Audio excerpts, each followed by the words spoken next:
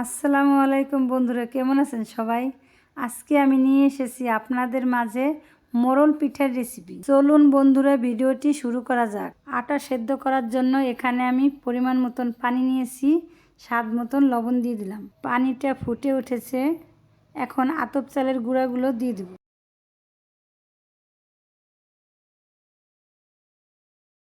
আটা সেদ্ধ হওয়ার জন্য ঢাকনা দিয়ে 5 মিনিটের জন্য ঢেকে রেখে দেব। আটাগুলো হালকা গরম থাকতেই মেখে একটা ডো করে নেব।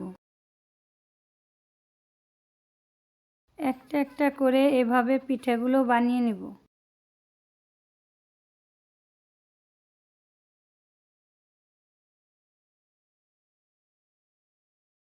কড়াইতে আগেই তেল গরম করে নিয়েছিলাম, পিঠাগুলো হালকা ভেজে উঠিয়ে নেব।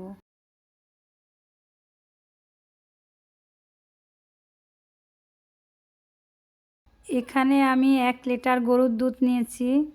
দুধটা কিছুক্ষণ জাল করে নারকেল কোরানো দিয়ে দিব। সামান্য একটু লবণ আর পরিমাণ মতন খেজুরের গুড় দিয়ে দিব। মিষ্টিটা যার যার পছন্দ মতন দিবেন। দুধটা ঘন হওয়ার পরে পিঠাগুলো দুধের মধ্যে দিয়ে দিব।